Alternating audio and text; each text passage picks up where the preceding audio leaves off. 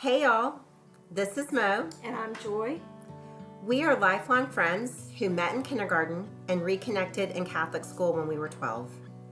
We are Christian women who enjoy travel, making art, cooking, baking, reading, and gardening.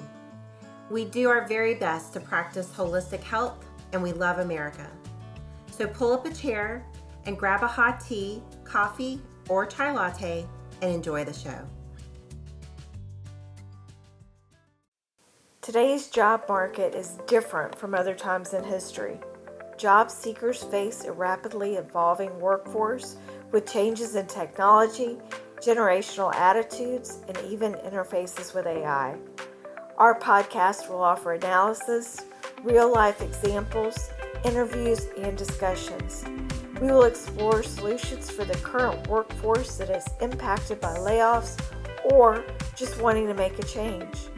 And we'll do it while having a laugh or two. Welcome to Real Talk for Today's Job Seekers podcast.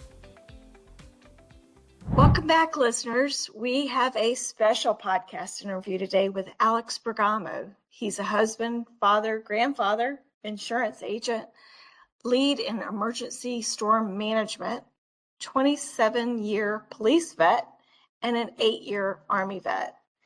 We are excited to bring this interview to you today, and it shares another story of reinvention. Alex, welcome to the podcast. We're happy to talk to you today. Thank you, Joy and Mo. Yes, it is great to have you on. We have really enjoyed doing this series of reinventing. We are excited to have you on and highlight your story and share your journey. So, Alex, can you tell us a little bit about the highlights of your career to this point, starting with the Army? Yeah, I was in the Army back in 1988, so I'm telling my age a little bit. Spent 6 years active, 2 years inactive. It was the National Guard, so I was able to do some things, and that's actually where I got my first taste of dealing with hurricanes. I was actually called out to Miami for Hurricane Andrews and spent 3 to 4 weeks in Miami setting up communications and doing security for the Miami area. Alex, my dad was down in Miami for Hurricane Andrew in a police officer capacity. And at the same time, his brother, he was actually down there in the capacity of his military role. That's interesting. 3 different people down there in Miami for Hurricane Andrew. It's cool to have heard all the different perspectives. Yeah, it was funny. Actually, the command base for the police officers that I remember in Homestead area was actually a McDonald's. Wow. So after the Army, Then I started my career with the Jacksonville Sheriff's Office, where I started corrections. I was in corrections for 10 years. After 10 years, I was able to transfer over to the police department and spent 17 years with the police department.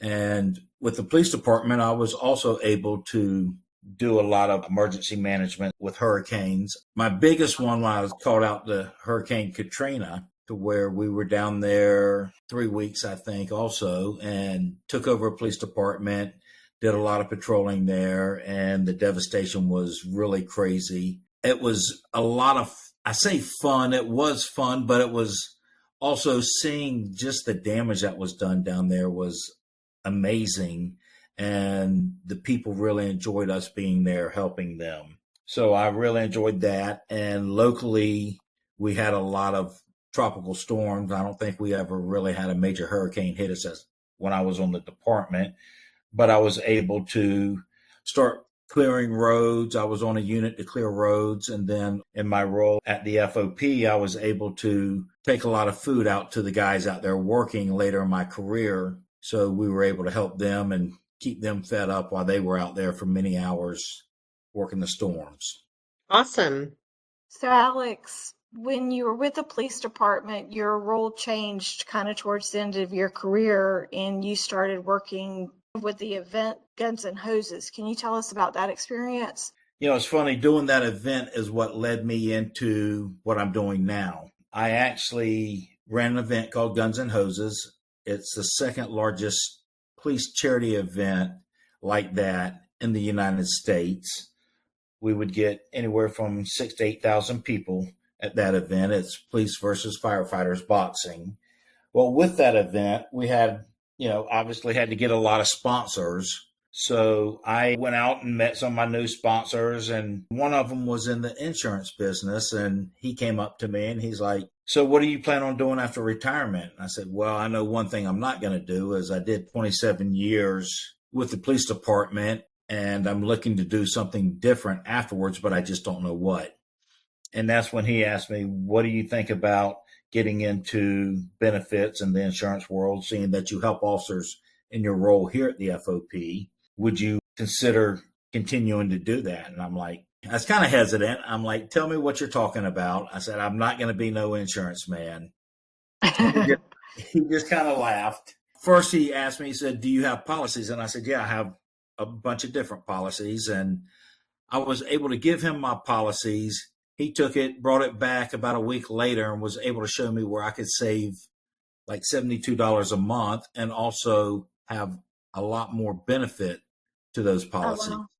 Okay. So that was a plus, and it kind of got my attention. And I said, "Okay, I'm kind of interested. Tell me a little bit more." And he said, "Well, why don't I take you down to Orlando? We're having a big event, and I'd love to show you that." So hesitantly, I did it. And I came back and I looked at the wife and I'm like, "Wow, I think I might be a gun-toting insurance salesman." And she just kind of laughed. She's like, "Really?" So that's what kind of started my career going into the insurance business. Very cool. And how hard was it to get your insurance license? Well, I guess for me and talking to others now that I've been into it, having a career of 27 years as a police officer, it's a whole different world than insurance. So you're having to me, it was like learning a whole different type of language. I had to study my butt off, went to class, and was probably the hardest test that I've taken is that 215 license. But I was able to pass it the first time, which that was my goal because I dang sure didn't want to take it again. But yeah, that started my career, and just learning it's been challenging because there's a lot to know and it's always changing. Yeah, absolutely. And I understand like you have personal experience with insurance. Can you tell us a little bit about that and how the insurance made a difference for you? Looking back on me and everything that I've gone through, I went through a lot of stuff throughout my career. I suffered a massive heart attack. I blew out my right knee totally, everything that held it together. I detached my right bicep, ruptured my C4, C5 in my neck. And going through that, you have a process. And when you're at work, you have to go through workers' comp. So what I did is the first couple of years working with this company, it was able to kind of help build a foundation for me. And then I quickly got to thinking, wow, if I'm going to do this, I've got to do something a little bit different. So I left that company, kind of branched out on my own, and I built a first responder program to where I was able to go back to new recruit and educate them on everything that I've gone through to help them understand why it's very important to have benefits. I know life insurance is a sexy subject, but at some point in time, believe it or not, you're going to die or something critical is going to happen to where you're going to need to use your policy.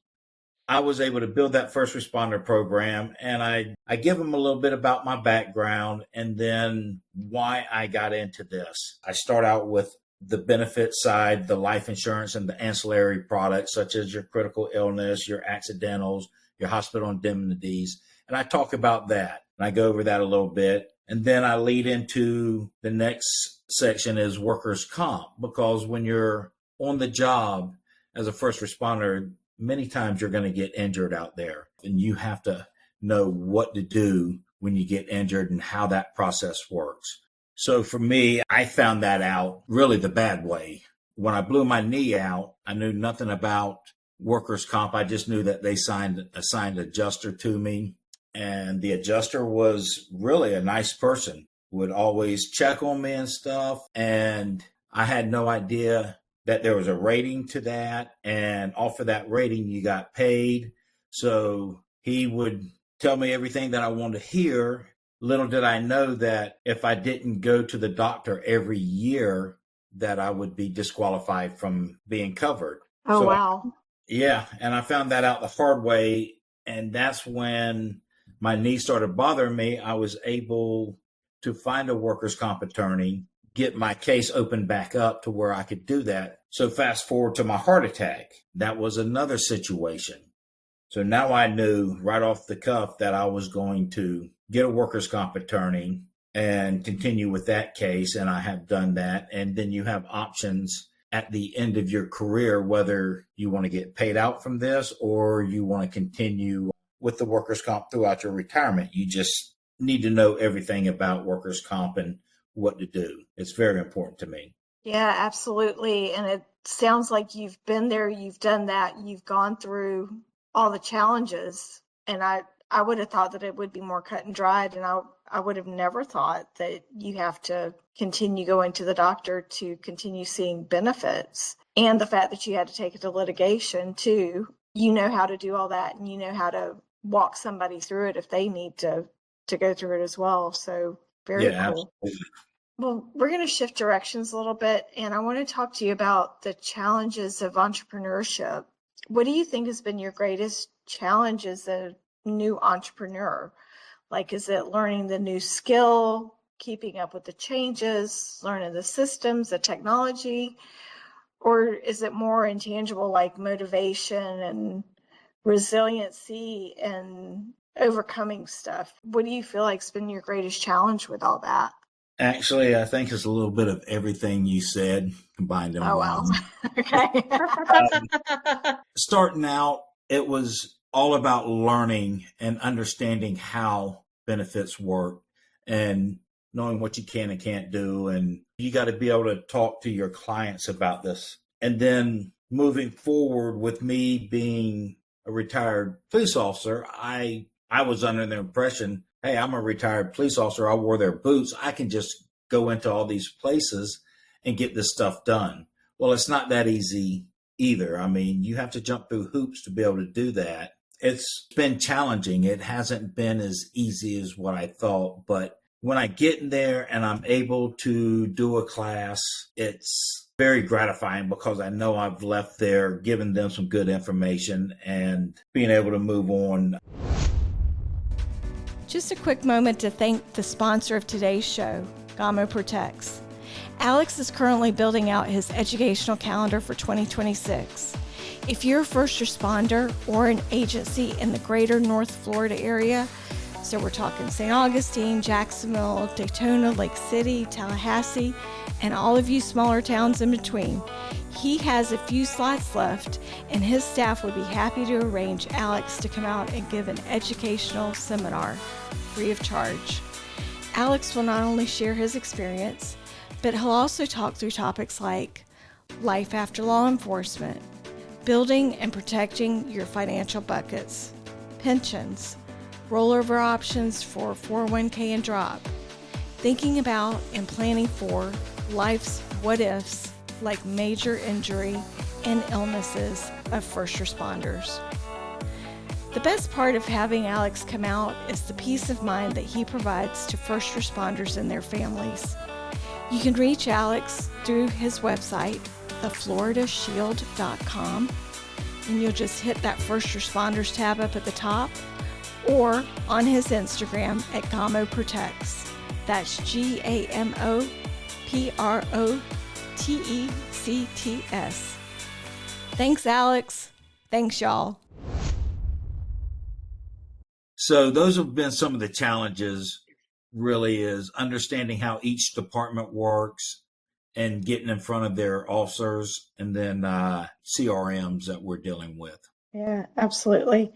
Well, just to backpedal for just a second, because I thought of another question with regards to the insurance, but can you tell us about what role age plays into a life insurance rating? That's a good question, because we try to stress to these young officers that the younger you are, the healthier you are, the better your rates are. I mean, you're paying pennies on the dollar for your life insurance. So why not get locked in to something now? And then later on down the road, if you want to convert some of that over to a permanent policy, you're able to convert it over only by your age, but not by your health because you're locked in. So we really stress that to the young officers. Doesn't matter what you get something. Something's better than nothing. If you have a family, that plays a bigger part because I want you to have a much bigger blanket of coverage on your term policy. I look at life insurance. I like to go term to finding something permanent is because police officers and firefighters, medical personnel, they don't start out getting paid a lot. I understand that they all have bills and obligations that they have to deal with every day. And if I can get them while they're young, a cheap $500,000, $700,000 policy, all depending on the size of their family and their needs and everything, then why not go ahead and get locked in? And if you can get, you're rated off of your health. So you're looking at standard to preferred to super preferred, or if you already have some health problems, now you're going down from standard to a table 2, table 4, table 6, or you could even be doing tobacco, and that's going to rate you down.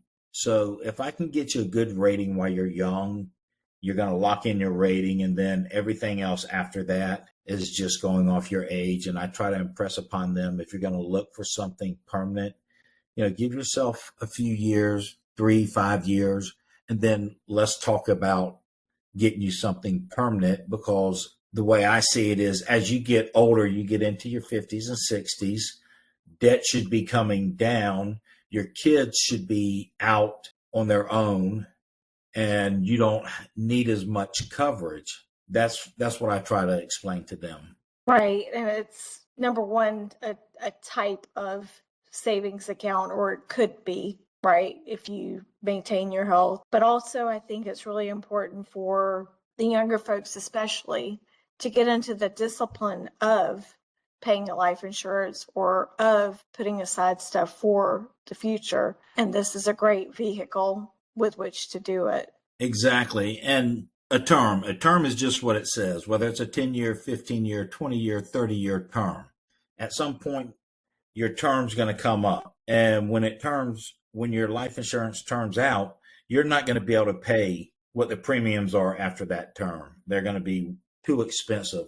So get you a permanent policy, whether it's whole life or IUL. I prefer the IULs over the whole life because to me, you're paying for an IUL at the age that you are now for your insurance, and it will go up gradually, not your premium. So you're putting $150 in there into your IUL monthly. A small portion goes to your life insurance side. The rest of it is funneled into your financial bucket, which if you start out young, you can build this bucket up tax-free. So at age 65, we cut it off. Now you start paying yourself back a tax-free income. And again, all depending on how young you are when you started this. I mean, you could have a $30,000, $40,000, $50,000 tax-free income at age 65 for the rest of your life. And why not have another stream of tax-free money coming in? You'll have another income. And when you go to retire, you can retire, because retiring is a whole different section. And that's not an easy thing when it comes to retirement. Alex, you speak the truth, and you just got me all excited with that whole tax-free talking. Because the one thing, I'm on a mini retirement right now, and money is so expensive. And by that, I mean, I'm being charged a penalty for this, and I'm being charged income tax for that, and I'm being charged whatever fee from the bank. And going into this, I didn't realize how expensive money is. But those tax-free accounts, you could definitely maximize that.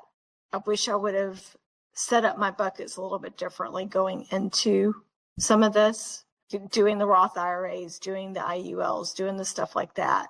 I think that's very important, and kids need to take heed to that and think about their future. They will get old and they do need to think about this stuff. You're absolutely right. And it's funny because that's our last section is what I call for police officers, life after law enforcement or any of the other first responders, just really life after your career. Set your financial buckets up early too. The earlier you can do it, the more your money works for you. It compounds over time. And if you're a young 20, 21-year-old kid that starts putting money into a Roth, and we stress this, I like the tax-free buckets. Do your Roth, do your IULs, anything tax-free that you can get into, do those. So why not pay the taxes now? Because I ask you this, in 20 years, 30 years down the road, when you go to retire, and this is me talking to the recruits, do you think taxes are going to be the same as they are now, or do you think they're going to be higher? Right. And that's usually gets everybody's attention because, why put your money into these financial buckets that you're going to end up having to pay taxes on? And right now, taxes are 20, 22%. 30 years down the road, they could be 33, 44%. So now you're looking at your big financial bucket that you thought that you had to retire, and it's now chopped in half or chopped a little bit more than that because you're having to pay taxes and you're having to show that as income. Right. Great discussion. Alex, I'd like to ask, what is important for current and new clients to know about your approach and passion for education and protection of first responders?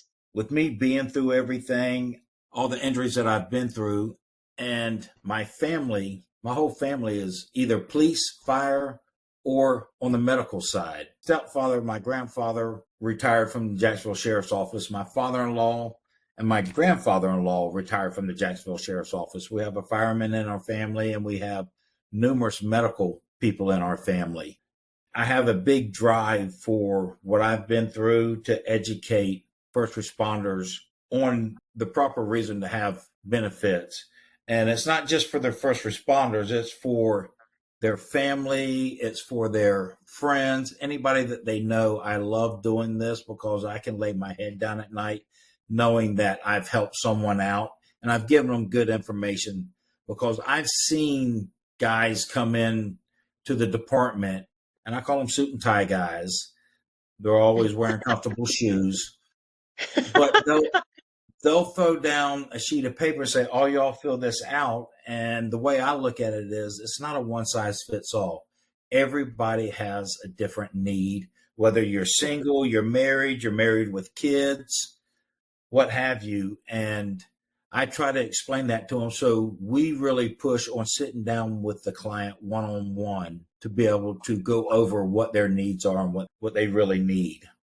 Those are some good points. I can certainly understand why you have the passion for first responders.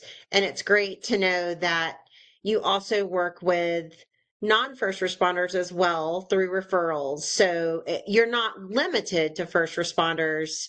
One follow-up question that I had for you is, when you're talking about these one-on-one sessions that you have with your clients, can you share how the majority of those are done? Do you have a couple of different ways that you do that? And do you really leave those up to your clients? For example, are you more face-to-face with people? Do you do a majority of yours over the phone? Or do you also mix in like a WebEx or Teams meeting?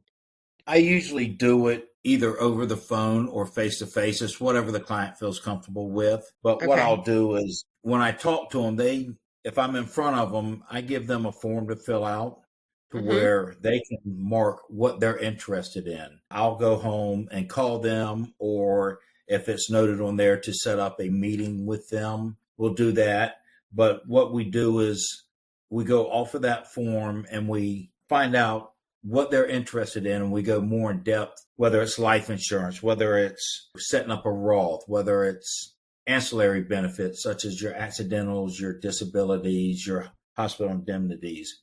and we'll go more in depth with them to make sure that we cover every question that they ask. Joy, it sounds like that's where it's not the same situation for everyone. So if you think about it, you've got different age groups, some married, some not, some with kids, some not. So it really is a situation by situation. So it sounds like the clients really get to drive the next steps. So they fill out the form, they're dictating what they would like more details about, and then you set up your one-on-one time with them and you give them those additional details that they have expressed an interest in. Absolutely. And I remember going to the insurance guy and he was selling me the boilerplate deal. And here I am, a single woman. And he was honestly selling me a family plan. And I didn't need that level of insurance. But he didn't bother to have the conversation with me about where I was, what my plans were. He made assumptions. And that was really irritating for me, and it gave me a bad taste in my mouth, and I haven't been back to an insurance agent since. Kudos to you, Alex, for taking the time to get to know your client and directing them in a way that they need and that's specified to their needs. Well, thank you, Joy. And if you ever need to talk to an insurance agent, you're welcome to call me, and I will let you know if you do or you don't need something. Well, now, Alex, I'm not a first responder. It doesn't matter. Like I said, that's my niche, but I help anybody and everybody, and I treat them all the same. Okay. That's pretty funny. It reminds me of the conversation I had with my son earlier this summer, and it cracked me up that the whole assume thing came up, and I was just taking for granted that he understood. And I was like, well, you know what happens when you assume? You know that saying, right? And he just gives me the blank stare. So I had to break down, what happens when you assume. And he was just like the revelation. And I was cracking up like, oh my goodness, the difference between generations. Right. But I think it's important that you did call that out, because whether you're selling any type of product or service, the first step is get to know your client. What is it that they need? Because that's how you're able to help them for sure. And your example, Joy, was perfect. I'm sorry that happened, but it True was life. good that you called that out. Yep. Yeah, that is real life for sure. So speaking of real life, back in episode 7 of this podcast, you and I walked through reinvention and some paths it can take following a layoff or retirement. Alex, I would certainly say that you have reinvented yourself following retirement. Reinvention certainly looks different for everyone. Many people just stay where they are in the same space and start in a new department or company in the same field. Other times they pivot just a little bit, learn a few new skills, and use them to stay in a similar space. Then there are those who really stretch and grow something brand new and forge a new path. It's exciting and daunting all at once, but it's great to grow when you have the chance to do so. Alex, I hope your story and journey inspires others, whether they be listeners, your community, and new clients alike. Well, thank you. What a great discussion. It has been an honor to host you today. Alex, can you tell us where folks can find out more about you? Absolutely. I have an Instagram site that you can go to. It's Bergamo Protects, and you can find us on our website at thefloridashield.com/first responders. Awesome. We'll be sure to put that stuff in the show notes as well. Thank you for joining us today, Alex. Mo, it's been great interviewing with you. Likewise. All right. I guess we'll see you next time. Will do. All right. Bye, guys. We want to thank you for listening to the Real Talk for Today's Job Seeker podcast with Mo and Joy. If you want to advertise and connect with our many listeners around the country, please reach out to us at realtalkfortodaysjobseeker@gmail.com. If you have any show topic, join us on our Facebook page to give us any recommendations and also to find out about upcoming shows. Thanks again for listening.